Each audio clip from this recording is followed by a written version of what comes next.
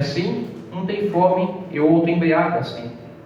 Não tendes porventura casas para comer ou para beber? Ou desprezais a igreja de Deus e envergonhais os que nada têm? Que vos direi? Louvar-vos-ei? Nisso não vos louvo. Porque eu recebi do Senhor, o que também vos ensinei, que o Senhor Jesus, na noite que foi traído, tomou o pão, e tendo dado graças, o partiu e disse: tomai e comei, e isto é meu corpo que é partido por vós. Fazei isto em memória de mim. Semelhantemente também, depois de cear, tomou o cálice, dizendo: este cálice é o Novo Testamento no meu sangue. Fazei isto todas as vezes que beberdes, em memória de mim. Porque todas as vezes que comerdes este pão, ou beberdes o cálice, anunciais a morte do Senhor, até que venha.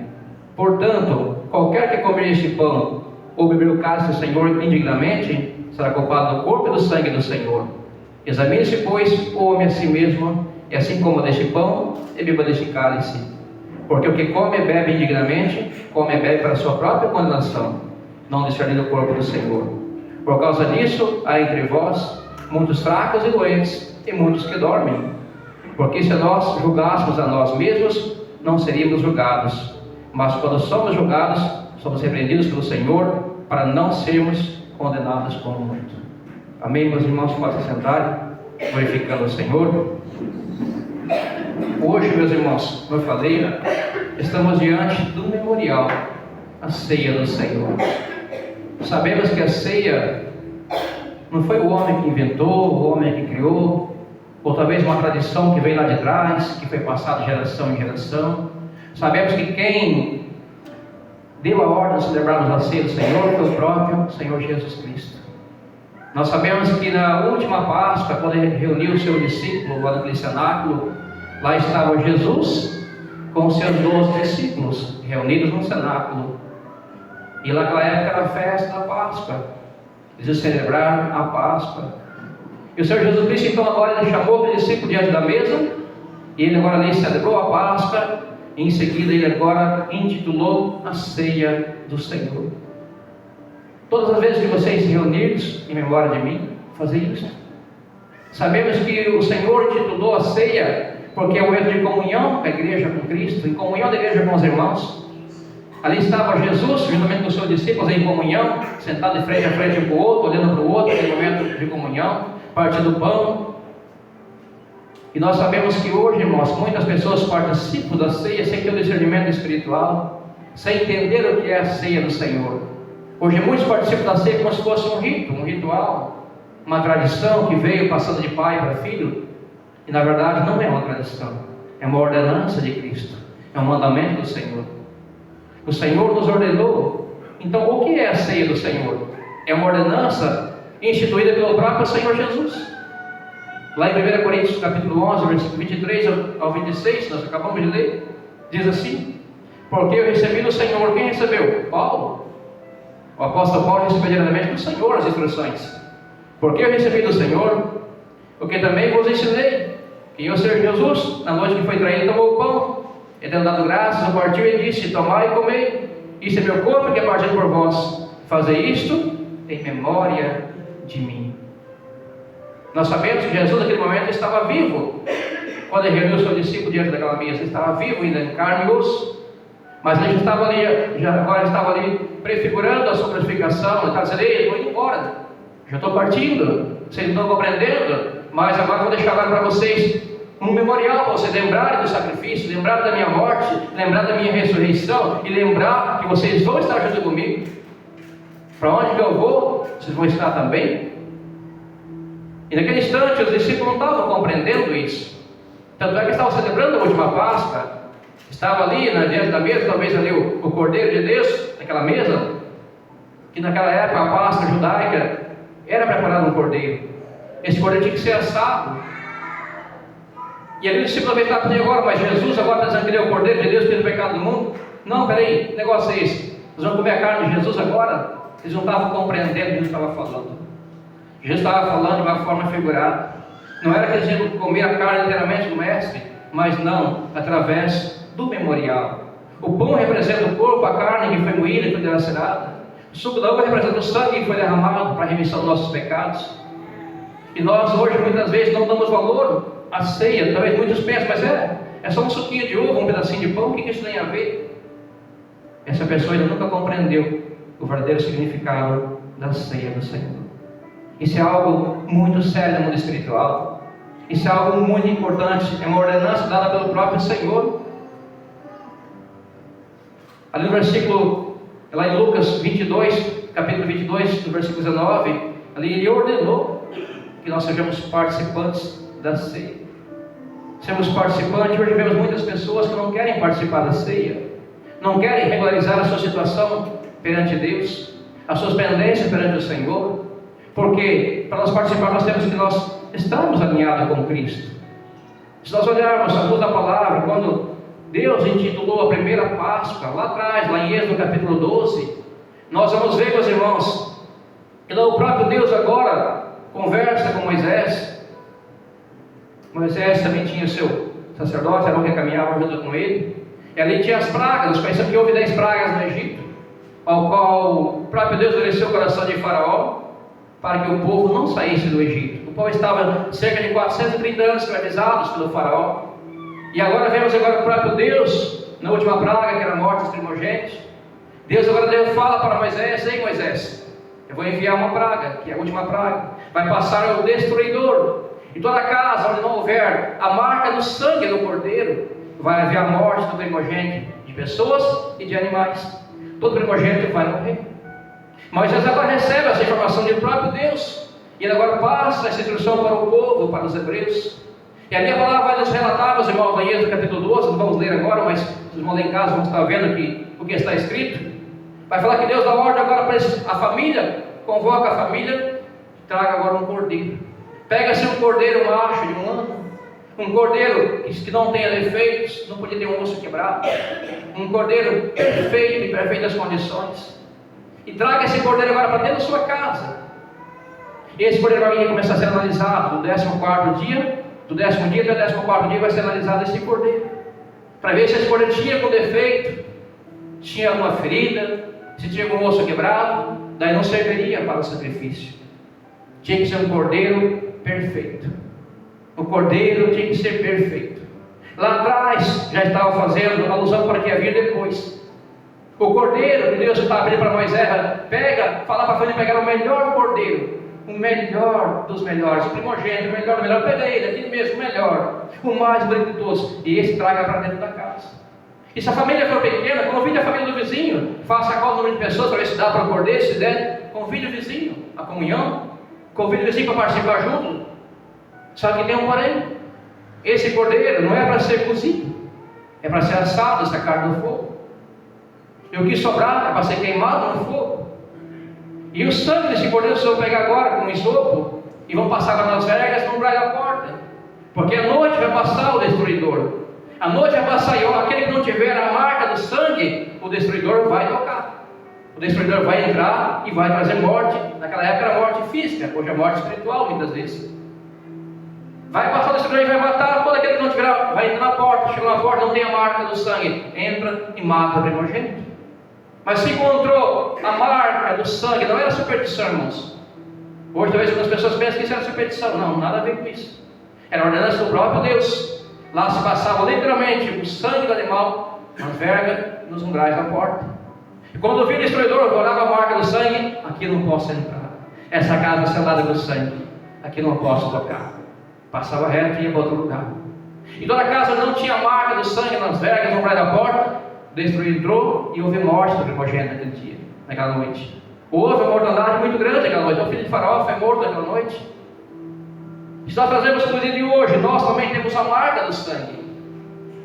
Jesus foi o Cordeiro de Deus, o Cordeiro perfeito.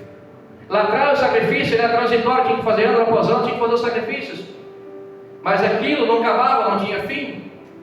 E Jesus, vendo isso do céu, falou: Pai, esse negócio de todo ano sacrificar não tem fim. Todo ano tem que trazer animal, sacrificar, o ano de volta trazer animal, sacrificar. Já pensou se fosse assim hoje, irmãos? Se fosse assim hoje? Vamos supor que agora na festa da Páscoa, cada um tinha que trazer um cordeiro aqui para o altar. Imagine quanto sangue se derramado aqui, quantos animais eu tinha que sacrificar. A fogueira para queimar os animais. Mas Jesus falou: Pai, eu vou para a terra. Foi, filho, vai. Tem meu único filho, vai. E veio Jesus nessa terra como o Cordeiro de Deus perfeito, que tira o pecado do mundo. Assim como Jesus foi analisado por aqueles homens, o Cordeiro lá atrás é analisado pelo pai de família. Aquele Cordeiro ficava dentro de casa durante 4 dias sendo analisado.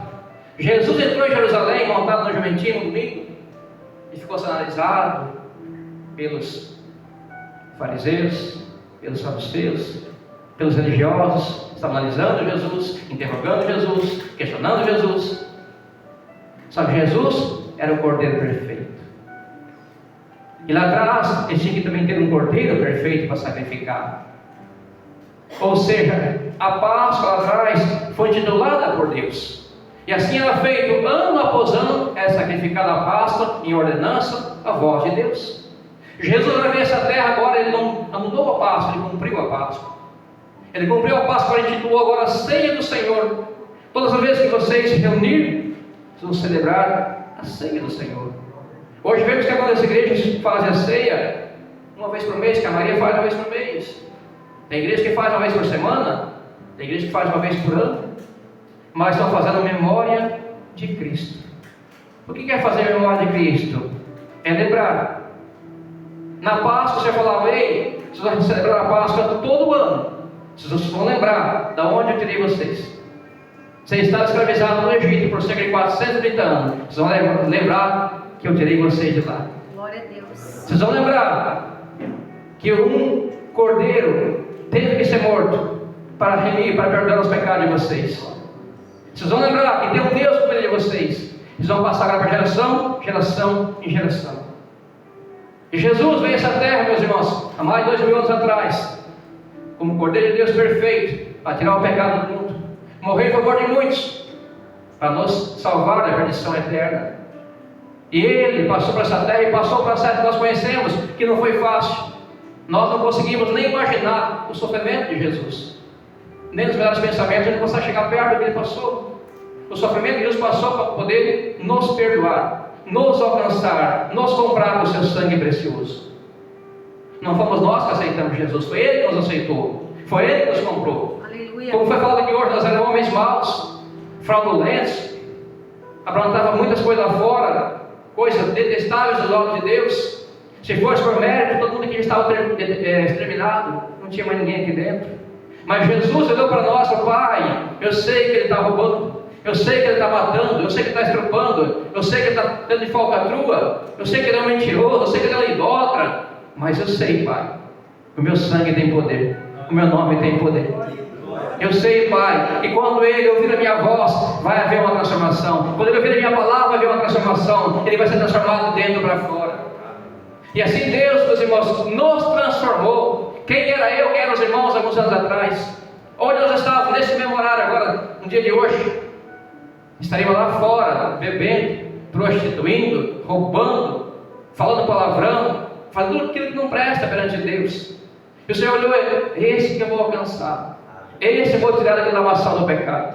Esse que ninguém dá nada por ele. Esse que falaram que vai morrer na cachaça, que vai ser preso. Esse que eu vou tirar lá porque eu quero provar que eu sou Deus. A última palavra ainda é minha, não é do homem. O homem pode falar o que quiser falar, mas a última palavra ainda é de Deus. O médico pode declarar uma sentença de morte, mas a última palavra ainda é de Deus. E hoje muitos se esquecem disso. Da onde Deus nos tirou? Nós estávamos lá fora comendo lavagem de porcos. O Senhor nos tirou quando dar um banquete para almoçar junto com Ele, para comer com Ele. E hoje muitas vezes queremos rejeitar o banquete e voltar a comer a lavagem dos porcos novamente.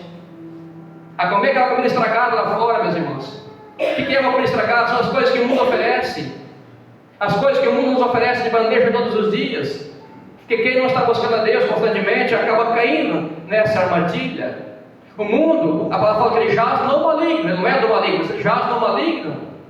E o mundo, meus irmãos, não é fácil, o mundo ele é cruel. O mundo, cada dia mais está ficando mais perverso, cada dia mais difícil de se viver nessa terra. Como nós falamos na ceia, nós vivemos na terra, mas com o nosso pensamento no céu. Porque senão a gente não vai se manter firme na presença do Senhor, a gente não vai valorizar o sacrifício de Cristo, a gente não vai ter entendimento da ceia do Senhor, a gente não vai ter força para buscar a Deus, a gente não vai ter força para vir aos cultos, não vai ter força para acreditar nas promessas, porque estamos alimentando com as coisas do mundo. O que é se alimentar com as coisas do mundo? É se dedicar o tempo às coisas que não edificam nada na nossa vida. Quer exemplo? Perder muito tempo diante do televisor, está desperdiçando o teu tempo precioso, que era buscar a Deus, para estar orando, meditando, lendo a palavra, evangelizando. Ah, mas eu vejo lá, não é pecado. Eu sei que talvez o programa que você vê, irmão, não é pecado, mas o teu tempo, o inimigo está tirando. Nós somos chamados de dentro para fora, para sair daqui para lá fora, saquear o inferno, para o céu com almas para Jesus. Mas para isso você precisa estar alimentado sempre com a palavra, fortalecido por Deus, confiante na promessa e sempre sentado na mesa com Cristo, porque na mesa nós recebemos a instrução na mesa. Os filhos, meus irmãos, sentam à mesa em volta do Pai. É a comunhão que nós temos com Deus. Hoje, no momento de ceia, é a comunhão que a igreja tem com Deus e com os irmãos. Deus está aqui presente em nosso meio. Quem está vendo Deus? Fisicamente ninguém, mas espiritualmente estamos sentindo Deus. Ele está aqui presente conosco. Nós estamos tendo comunhão com Ele, comunhão com os irmãos. Ele está aqui em volta da mesa, estamos aqui à mesa do apóstolo, nos alimentarmos do banquete, está preparado. Mas se eu não quero participar do banquete aqui na terra, como é que eu vou participar do banquete do céu? Não tem como, irmãos, tudo começa aqui na terra. Aqui na terra é um preparatório para depois entrar no espiritual, entrar na Nova Jerusalém. Se hoje eu não tenho prazer de adorar a Deus, se eu não tenho prazer de cultuar o Senhor, se eu não tenho prazer de participar da ceia, se eu não tenho prazer de nada que é de Deus, como é que eu vou morar com Deus? Como é? Não faz sentido daí. Ou seja, imagina um pai pela loja agora, tem um filho, o filho não quer nem saber do pai. O filho esnoba o pai, não vai na casa do pai, não está nem para o pai. Esse pai não vai ficar triste com o filho? Ele vai ficar triste com o filho.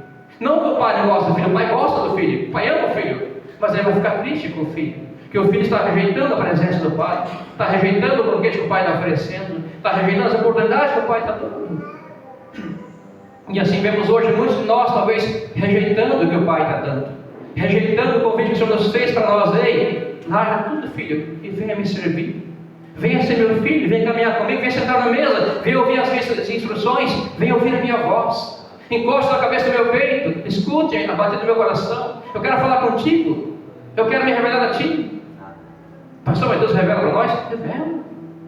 Deus fala com a gente, através do Espírito Santo, Ele fala na nossa mente. Ele fala através de um sonho, de uma visão.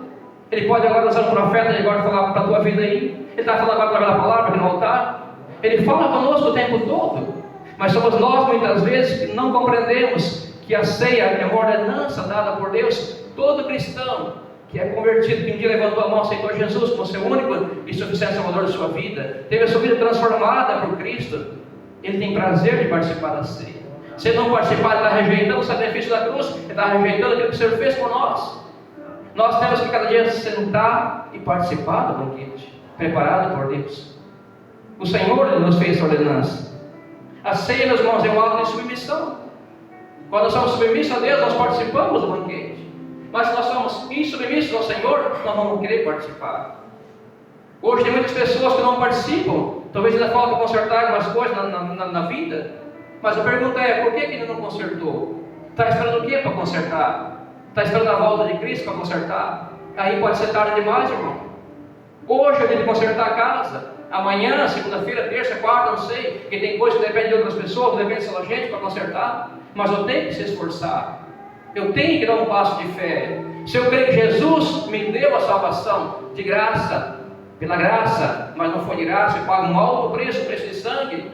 Eu tenho agora que compreender o sacrifício de Jesus que Ele fez por mim e tenho agora que ligar a minha vida com Cristo. Eu tenho que renunciar aquilo que não me faz bem, aquilo que afasta de Cristo, eu tenho que renunciar. Aquilo que me leva para maus caminhos, eu tenho que renunciar, eu tenho que fugir da aparência do mal. Se eu tenho amizades que me levam a maus caminhos, eu tenho que se afastar dessas amizades, cortar essas amizades, porque senão eu não vou conseguir sair disso. Se eu estiver andando com pessoas que estão em mau caminho, como é que eu vou sair se eu sou andando com aquelas pessoas? Tem que se afastar um pouquinho daquelas pessoas, buscar a Deus. Ele vai te fortalecer. Amanhã que você estiver liberto, transformado, você pode alcançar Deus amigos traz para Jesus. Mas não é caminhando da mesma maneira, senão a gente não vai conseguir.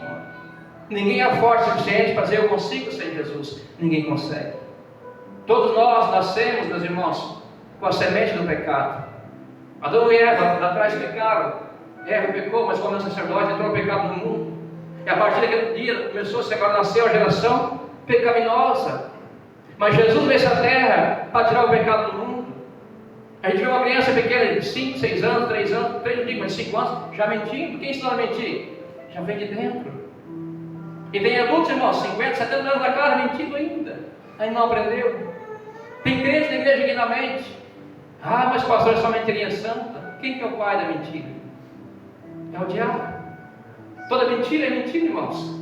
Quando nós entregamos a vida para Cristo, deixamos Deus falar conosco, a palavra, quando foi falar da palavra, tem que me confrontar.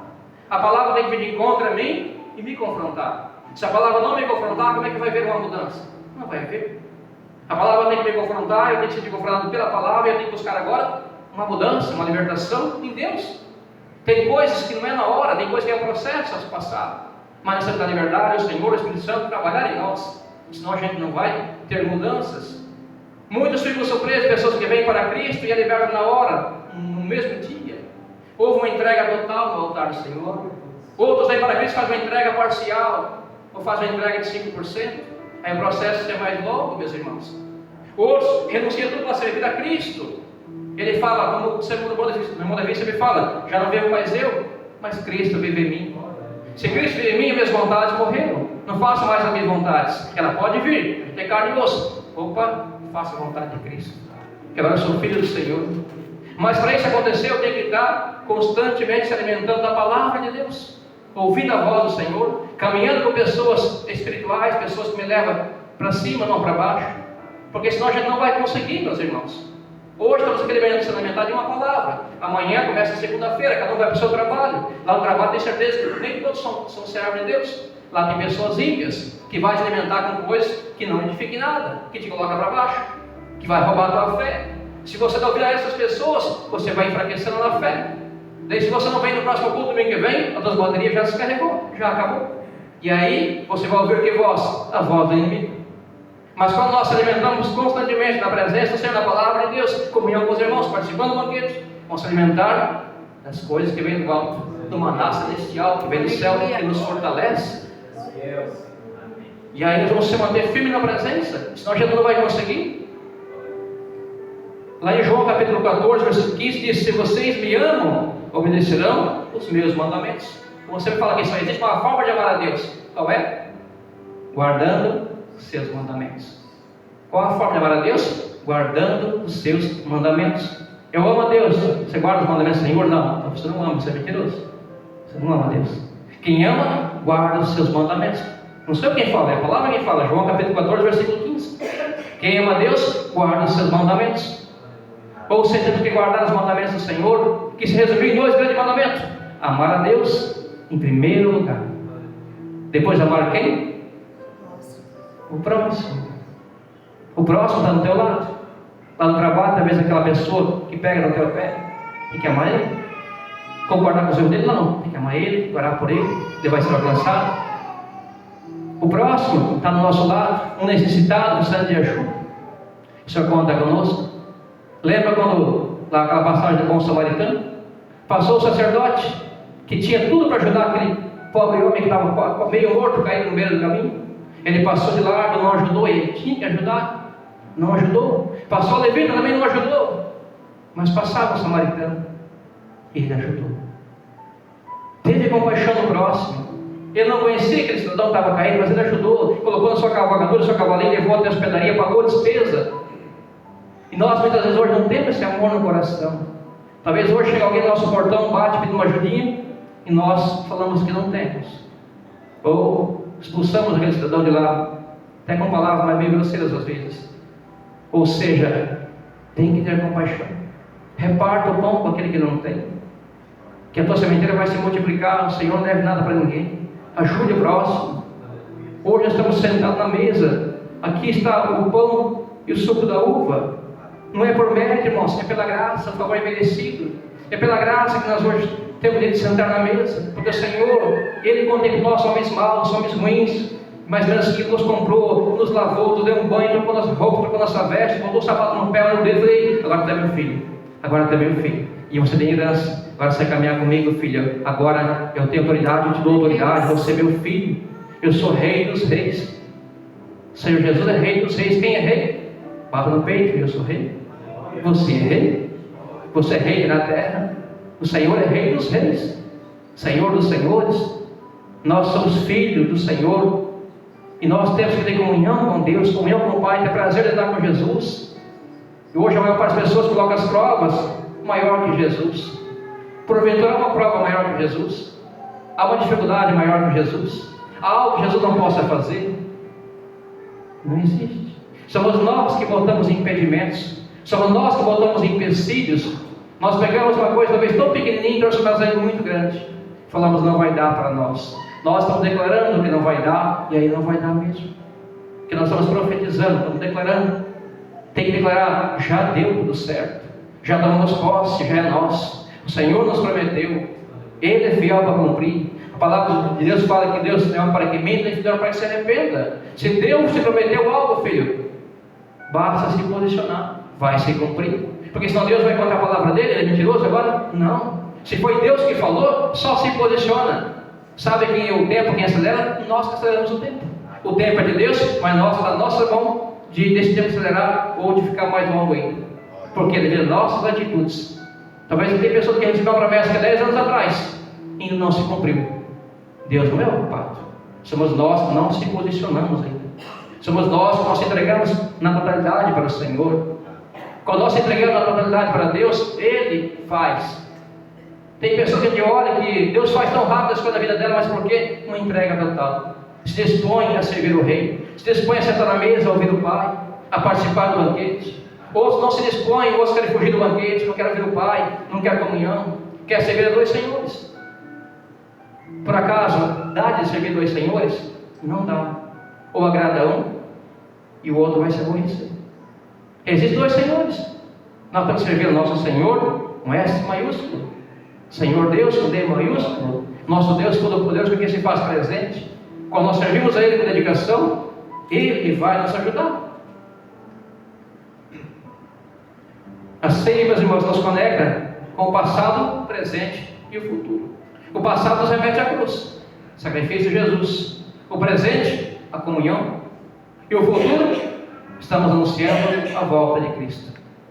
Quando nós somos aqui reunidos nessa mesa, estamos lembrando, sacrifício da cruz, que Jesus fez por nós. O presente, a comunhão que nós estamos aqui e o futuro que nos espera. Temos a certeza disso. Nós estamos compreendendo o significado da ceia. Jesus morreu para perdoar nossos pecados. Ele já está agora com o Pai, se agradece de Deus. Nos enviou o Consolador que está dentro de cada um de nós. E é o Consolador que convence o homem do pecado, da justiça e do juízo, o Espírito Santo. Se Ele mora em mim, como eu não estou sendo convencido? Então Ele não está morando em mim. Se Ele mora, Ele vai convencer. Se Ele mora, eu falei, filho, te apressa, o culto começa às 7. Eu vou evangelizar, o culto começa às 7. Mas se Ele não fala nada, será que Ele está morando aí? Talvez não esteja mais. É Ele quem fala, é Ele quem alerta, é Ele quem convence, é Ele quem fala. Se nós não ouvimos mais a voz do Espírito Santo, toma cuidado. É hora de voltar mais pertinho do Senhor. Buscar mais presença de Deus através da oração, através do jejum, através de ouvir a palavra de Deus. Como que eu ouço a palavra de Deus? Leia a Bíblia em voz alta, você ouve a palavra de Deus todo dia. Ouça a palavra do Senhor, volte mais perto de Cristo. Por quê? Porque hoje muitos não têm mais prazer de servir a Deus. Não tem mais prazer de ouvir a voz de Deus, não tem mais prazer de vir ao culto. Só que também falou, alegrei quando me disseram, vamos à casa do Senhor. Ele ficou alegre e feliz quando recebeu o convite, ele disse, vai ter culto, glória, hoje tem culto, vamos ter culto hoje. Hoje quando eu faço convite para alguém, hoje tem culto, misericórdia, tem culto. Será que esse irmão está cheio do Espírito Santo? Será que tem Deus no coração? Será que tem, irmão? Não responda, pergunta para cada um de nós. Nós vamos responder para nós mesmos. Nós, quando temos a presença de Deus, nós ansiamos estar perto do Senhor, ansiamos estar em comunhão com os irmãos. Na igreja primitiva, eles se convertiam ao Senhor, vendiam todos os seus bens e entregavam para os apóstolos, viviam em comunhão, partiam o pão junto, oravam junto, e lá começou a perseguição, e começou chicote para cá, e prisão para lá, e morte para cá, e a igreja se espalhou e crescia cada dia mais, que os irmãos fervorosos em Cristo Jesus. E hoje nós temos uma vida tão boa, irmãos, tão boa. Ninguém que mora debaixo de um viaduto, ninguém passa fome, ninguém está na fase terminal da morte. E hoje nós botamos empecilhos para Jesus. Botamos empecilhos para Jesus. O Senhor fala, ei, igreja, é um tempo de despertamento espiritual. É um tempo de despertar. Jesus está voltando para buscar uma igreja lavada e remida no sangue do Cordeiro. Uma igreja que tem prazer de buscar o Senhor, que acredita no chamado, que acredita que Jesus vai descer para buscar a sua noiva. Hoje muitos não acreditam mais na volta de Cristo. Hoje muitos não acreditam mais nos dons espirituais. Hoje muitos não acreditam mais nem na palavra de Deus, irmãos. Hoje tem gente na igreja que está na dormência espiritual, ele está dormente. A mente está cauterizada, ele não consegue mais compreender, não consegue mais ter o discernimento espiritual. É aquele crente fraco, que não consegue mais permanecer de pé, não consegue orar, não consegue nada. Você falei, faz por mim, ora por mim, jejua por mim, faz por mim, vem culto por mim. Sendo que o culto eu tenho que prestar para Deus. Eu tenho que prestar um culto aqui para Deus. Eu não tenho que prestar um culto para os irmãos, ou eu tenho que prestar um culto para Deus.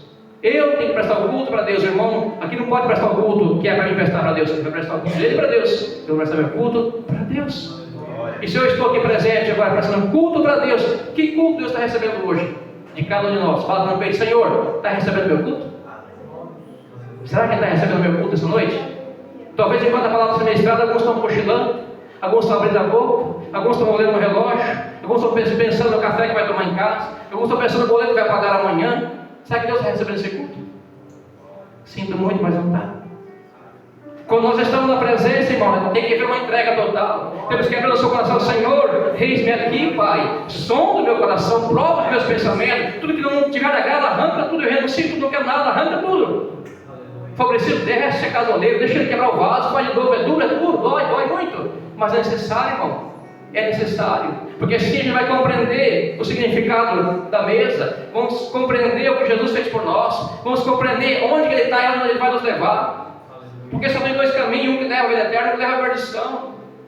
O fato de nós estarmos dentro de uma igreja não quer dizer que estamos salvos, irmãos. Não quer dizer, a igreja lá fora, a igreja só um tempinho de 2 horas passamos aqui, é lá fora que é a verdadeira igreja no dia a dia. O testemunho de vida que eu dou, com a minha conduta de vida, como eu trato os irmãos. Nós estamos sendo observados todo dia por pessoas ao nosso redor, quando nos olhamos. Eu sei que cada um tem sua personalidade, um é diferente do outro, nem todo mundo é igual, mas seja um cristão, dê um exemplo de cristão.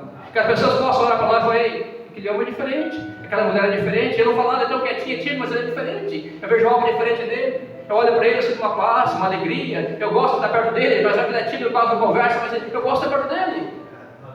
Mas, em compensação, também tem outros que falam para os cotovelos. A língua é maior que o corpo. Daí fica difícil, irmão. Que testemunho estão dando? Ou seja, temos que dar um bom testemunho. Temos que ter fé. Se eu não tiver fé, como é que eu vou transmitir algo para uma pessoa que eu não tenho? Se eu não tiver fé, eu vejo um homem enfermo, irmão, vamos na igreja, Deus vai te curar. Mas se eu não tenho fé, como é que eu vou convidar ele para ele vir? Eu tenho que ter essa fé. Eu tenho que acreditar. Jesus não está aposentado. O céu não pegou férias, irmão.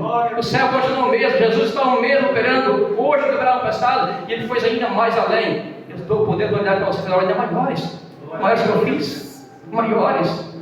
Viva o reino de Deus aqui na terra. Traga o reino para a terra. Invoque o Pai. Traga ele para a terra.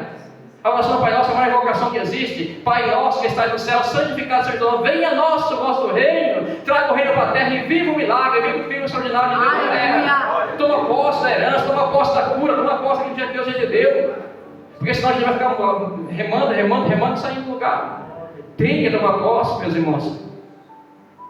Cada vez que o pão é partido, o cálice é levantado, a igreja está anunciando: Cristo morreu, Cristo ressuscitou, mas Cristo voltará. Aleluia. Ele voltará.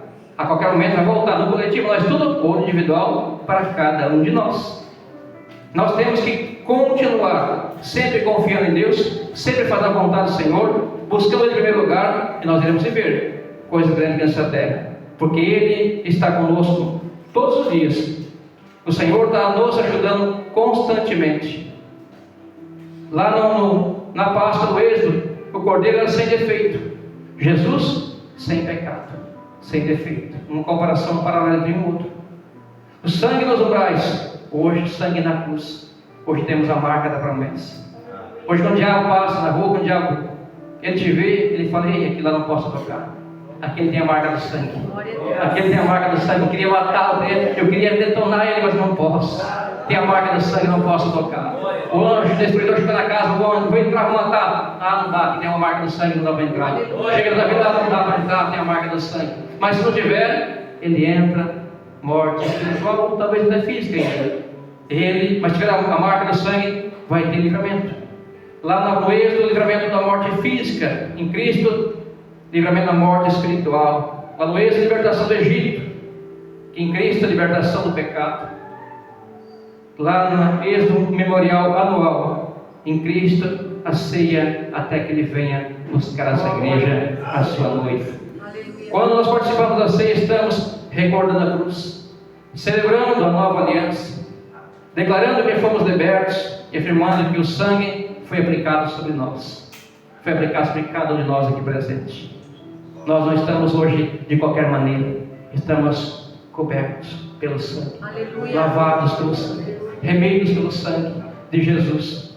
A ceia é a mesa dos libertos. Não somos mais escravos, meus irmãos. Escravo não podia sentar na mesa. Escravo não tinha direito de sentar na mesa. Mas os filhos têm direito a sentar na mesa. Quando eu falo, não mereço a mesa, você está falando, eu sou escravo ainda. Não, você tem direito de sentar na mesa. Mas para ser filho, tem que levantar a mão para o céu, senão você não é uma criatura.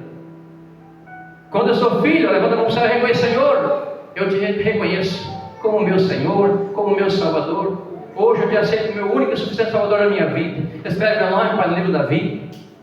E o Senhor te recebe como filho. Ele fala, agora você é filho, agora você pode sentar na mesa. E agora o Pai vai te alimentar com um banquete. O Pai tem palavra, o Pai tem pão, o Pai tem vinho para te dar. Mas isso é para os filhos. Então, meus irmãos, a mesa não é para os escravos, sim para os filhos. O cordeiro já foi sacrificado, Jesus já foi sacrificado. Ele não vai vir finalmente agora para ser sacrificado de volta. Não, já foi um sacrifício definitivo, já está consumado. Foi um sacrifício único e perfeito do Cordeiro de Deus. Hoje não precisa mais ele voltar. Alguns pensam que já voltou também para sacrificar de volta. Não, ele já fez o que tinha que ser feito. Agora cabe a nós se posicionarmos e reconhecermos o sacrifício que ele fez por nós e tomar posse disso. O preço foi pago, muito alto, para chegar a nós. Sabe por que muitos não valorizam? Porque hoje para a salvação ela é de graça. Hoje ninguém levantou, irmão, você quer aceitar Jesus? Paga 500 mil reais. Aí você aí tem direito a entrar na vida eterna. Quem ia conseguir pagar isso? 1 milhão. Talvez 100 reais, talvez não temos. Mas é de graça. Mas tudo que é de graça, muitos não valorizam. Tem muitas pessoas que falam que é de graça não é igual. 100 reais, opa, eu vou daí.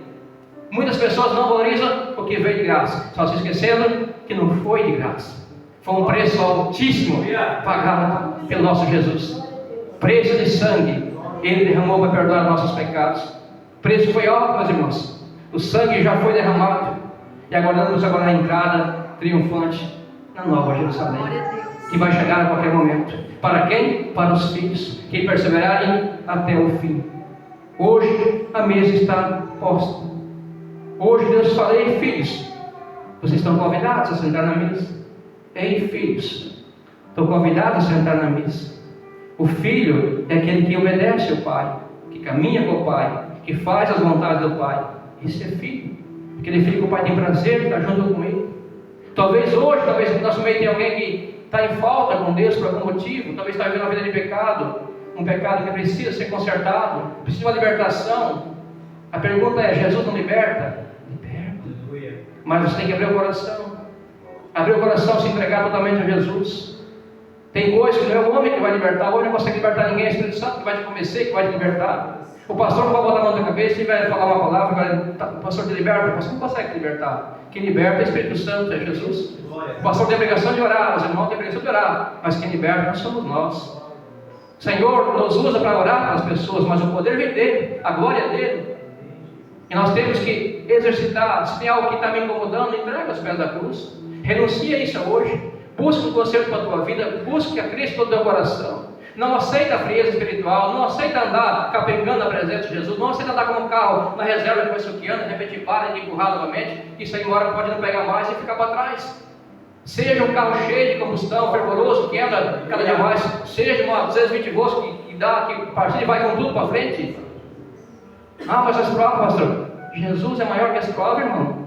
Jesus é maior que tudo. Entrega nas mãos de Jesus, entrega nos pés do Senhor, não pega mais. Hoje muitas vezes nós entregamos e pegamos de volta. Entregamos e pegamos de volta. E ficamos naquele ciclo que se repete o tempo todo. Porque nós não confiamos plenamente em Cristo. Quando eu confio plenamente no Senhor, eu entrego e não pego mais. O tempo é dele, mas depende das minhas atitudes. Esse tempo pode aumentar ou diminuir. Depende das minhas atitudes.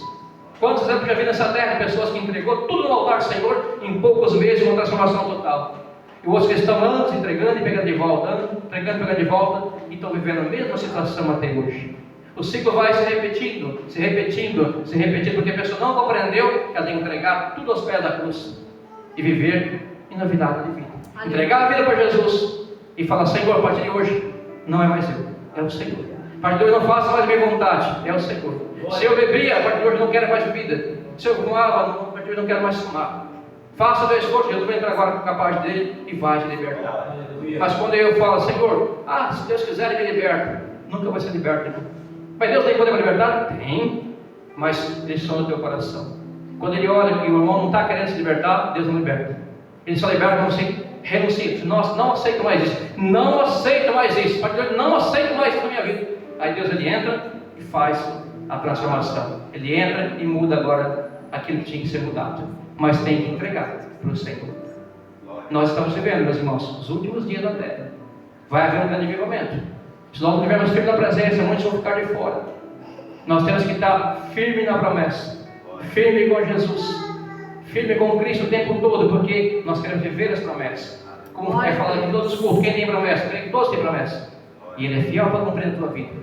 Mas priorize o reino. Priorize a casa, priorize a mesa, priorize a presença. Sem a presença não somos nada. Onde você for, leve a presença, leve Jesus, leve o Espírito Santo. Como é que eu levo dentro de você? Dentro de você, você vai levar a presença onde você chegar. E lá o ambiente vai ser transformado, porque onde chega a luz, as trevas têm que bater em retirada. Se eu sou luz, onde eu cheguei, treva bate em retirada. Mas se eu chego e não acontece nada, será que eu sou luz? Talvez não sou, talvez não seja. Tem que ser luz. Amém, Jesus. Amém? Vamos ficar de pé? Vamos orar, meus irmãos, esta noite.